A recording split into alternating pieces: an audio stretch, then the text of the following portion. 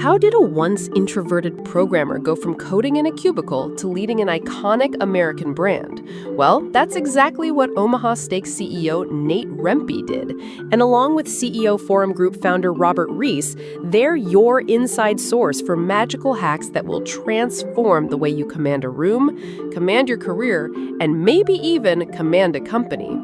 Get ready. This is Brain of Command. Okay, this is Robert Reiss, and I'm with Nate Rempe, and we're talking today about a concept called just funny enough. Now, wait till you see who our guest is going to be. But I have to tell you, Nate, out of all of your leadership hacks, this is one of the most nuanced, one of the ones that's easiest to get wrong. Explain and really tee up what it means. Yeah, thanks, Robert. And thanks, everyone, for joining. What we're really talking about today is really finding sort of mastering the use of writing the fader, writing the humor fader. Well said. And our guest is none other than Andrew Robertson, who many people know for 2 decades. He was the CEO of BBDO. He's the chairman. He's in the Advertising Hall of Fame. He has this incredible new book out called The Creative Shift. But he understands all of this nuance also from a personal level because he has a great sense of humor. But so, Andrew, welcome to the show and weigh in. What are your thoughts? Thank you. So I love the idea. I mean, it's interesting. I did a presentation a couple of years ago called "But Seriously Though, Folks," which was my appeal to get humor back into advertising. Because if you look at the data, it's declined progressively over the last 20 years. The use of humor has declined. And there's so much compelling data that shows just how effective humor is in helping us sell things. And really, there's no difference in changing people's minds in a company when you're trying to get them to do something than there is when you're advertising to somebody, you're trying to get them to buy something. It's the behavior shift that you're after may be different, but the principles are the same. And so I totally buy into it.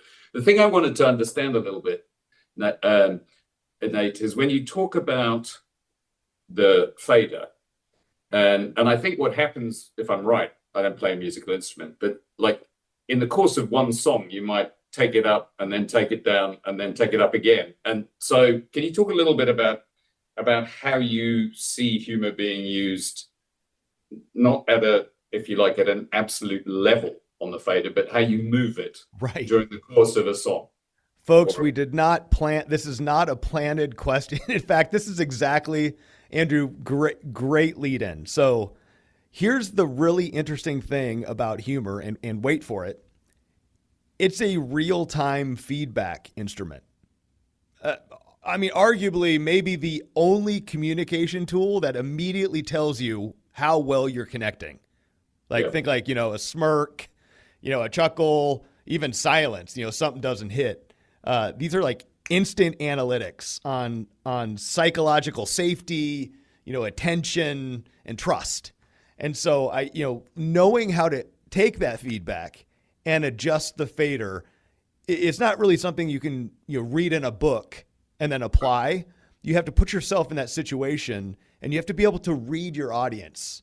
And look, this skill of know your audience, react to your audience is a great skill on many levels.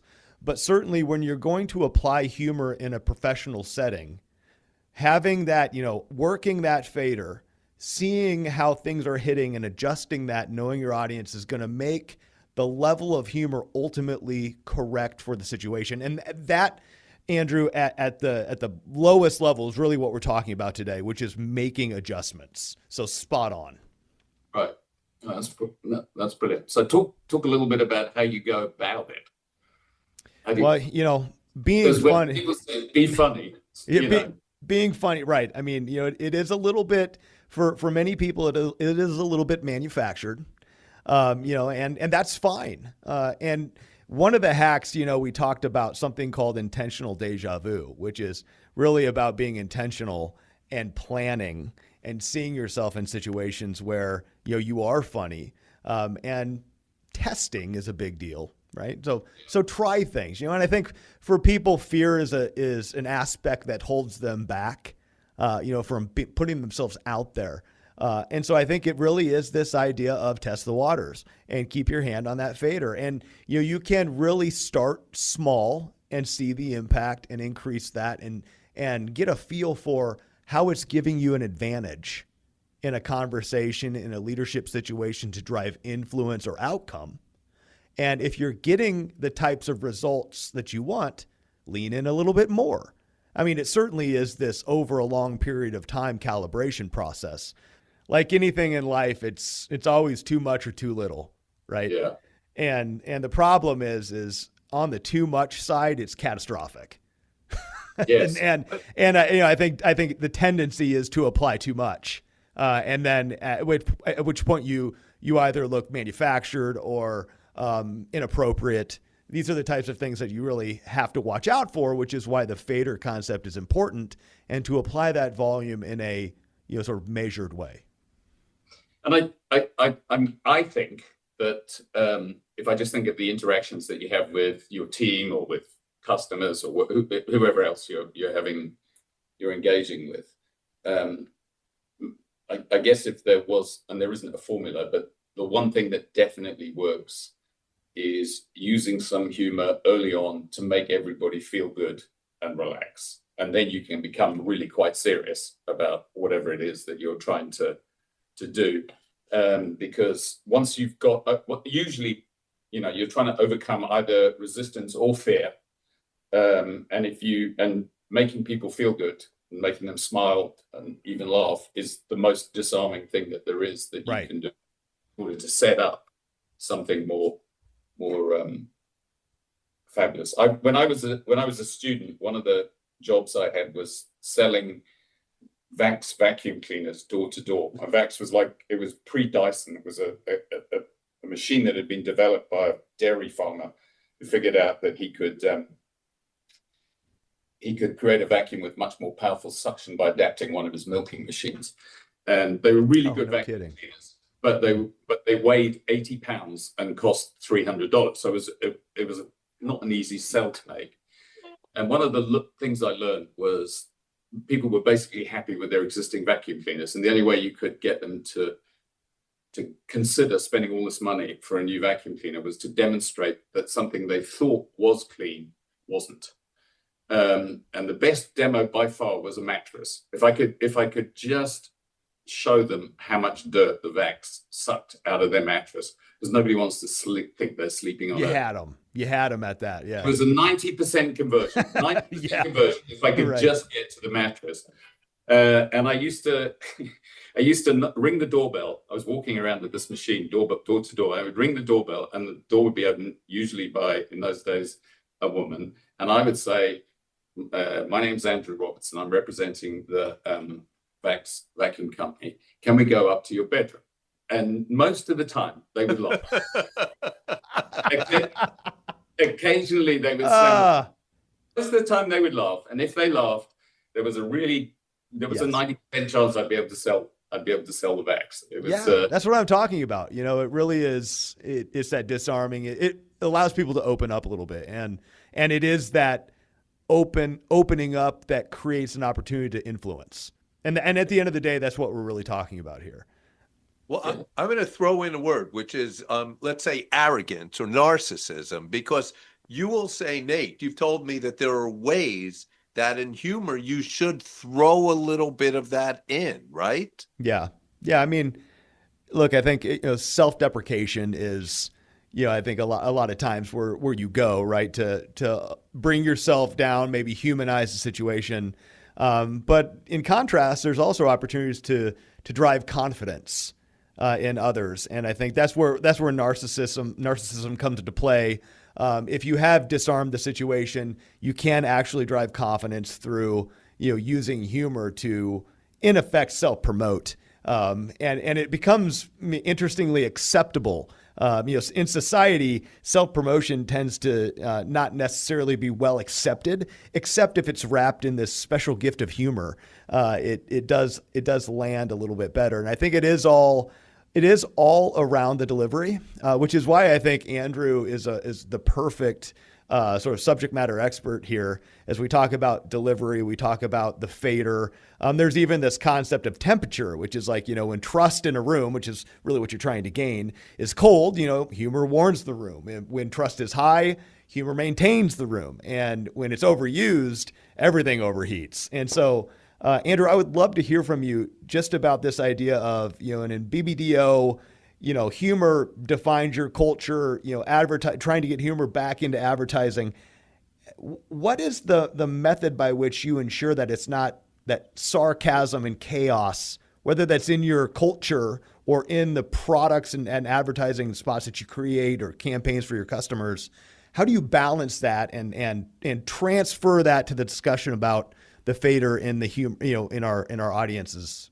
Well, I mean, I will say that I think if I separate the two things, how we work internally and how we either consciously or more likely unconsciously, non-consciously use humor versus how we try to use humor in the work that we do for our clients. That on the former, I've always just believed that same point, people who are feeling good and energized will have better ideas and work better. Very good. Okay, and we're taking a commercial break, and when we come back, we're going to hear about sarcasm. Also, you have this great story, Andrew, about how CEOs operate, and one CEO in Australia in a bank. And if you don't mind sharing that story when we come back in a few.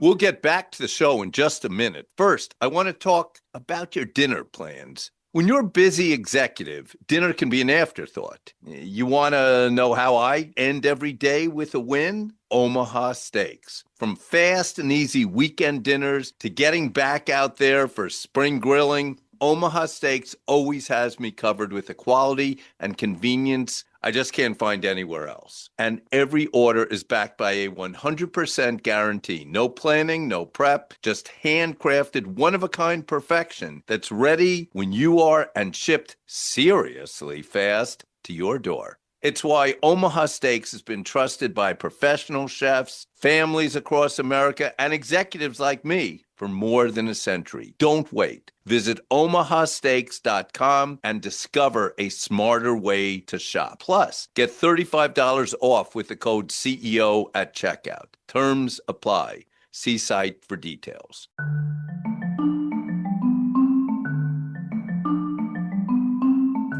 Hi, we are back on Brain of Command, and we're talking about one of the most nuanced, challenging elements of leadership, which is humor and doing it the right way. And right now, we're speaking, Nate and I, with Andrew Robertson, who is in the Advertising Hall of Fame, one of the all-time greats.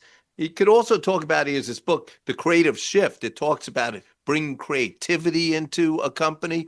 But humor, it gets people on the same page in a way. If you speak the same language and you do the same humor, you immediately connect with people. I remember one CEO, he had a very quirky sense of humor, but I somehow picked up what it was, and I made a few comments like that, and he loved it. And it connected us 4 levels quicker than it ever had. But right on. Andrew, you were about to talk about like cynicism and all that good stuff, right?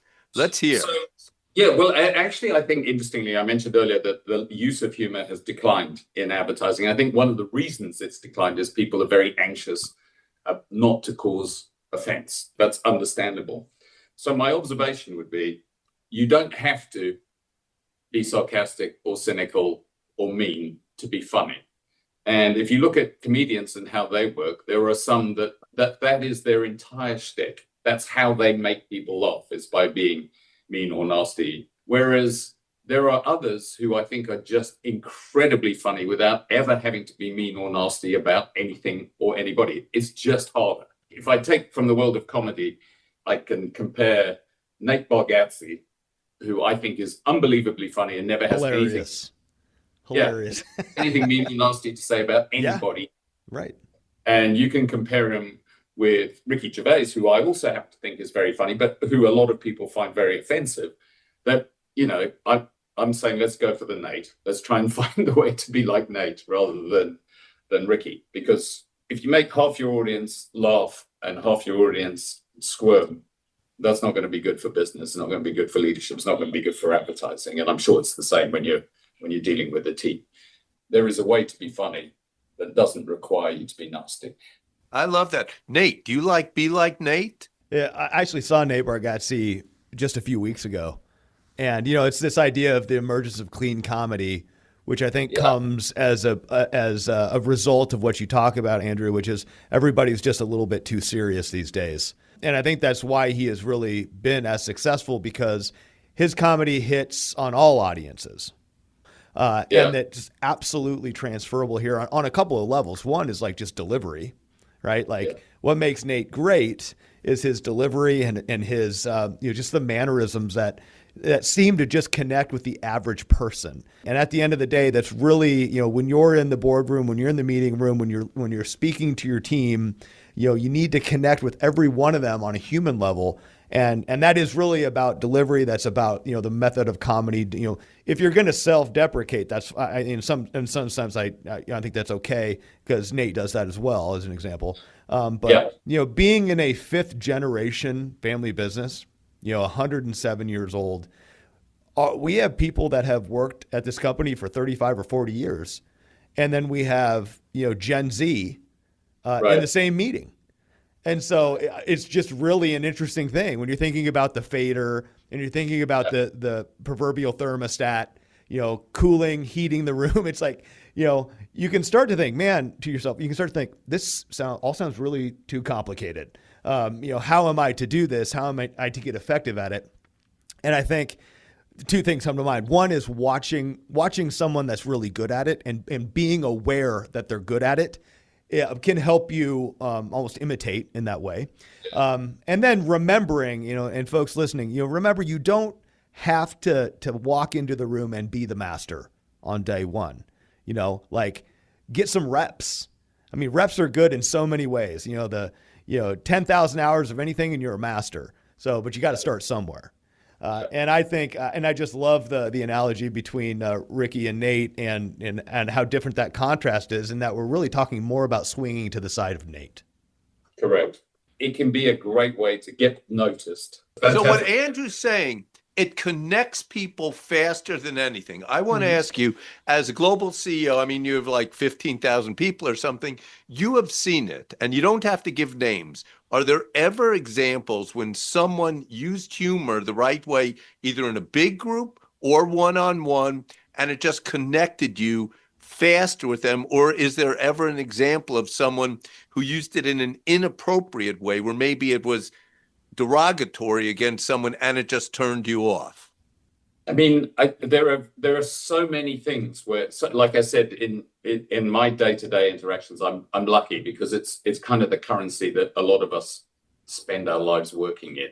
Yeah. I mean, I will tell you of Jeff Immelt when he was early on in his tenure as CEO of GE. We were going to get rid of the line, we bring good things to life, and replace it with imagination at work. And we bring good things to life was associated with Jack Welch, and this was, for a new era at GE. And I was having this meeting with Jeff, and I said to him, obviously, one of the things that's going to come up is your decision to kill off Jack's line. And we just need to be prepared for that. And he said, well, we're not actually going to kill it. We're just going to retire it. But it's still going to have use of the company jets and the Yankees seats, which was and it was he was so good at that. It's exactly the same thing. He was so good at finding that moment. And I think all of us could, frankly, use a little bit more humor in life, regardless. There's a clear data that as the world is becoming more and more miserable. Lots of data about that. So, as I said to people, if you really want a purpose in life, how about making them smile? Because that's what we need more than anything. Boy, isn't that right? Isn't that right? And on that note, I want to thank you, Andrew, for being a great guest. And behalf of Nate and I, it's a great concept you just threw out, because when we're talking about just funny enough, you could calculate the downside risk of anything. And that's how you look at it. You will hear more from Nate on the specifics of how to be just funny enough, but great having you all listening to this show. That's right. Don't forget, you can download the companion guide at omahasteaks.com/podcast to learn more about how to be just funny enough. Oh, awesome. A well-timed joke sprinkled with touches of self-deprecation and narcissism in equal measure can go a long way to ease tensions and build trust when used effectively. But be mindful of the situation and always read the room. For more on today's hack, download the free Brain of Command companion guide at omahasteaks.com/podcast. Join us next time when we discuss what it means to be shallow and wide at the top. And don't forget to like, subscribe, and tell your colleagues that you're hacking your career with Brain of Command.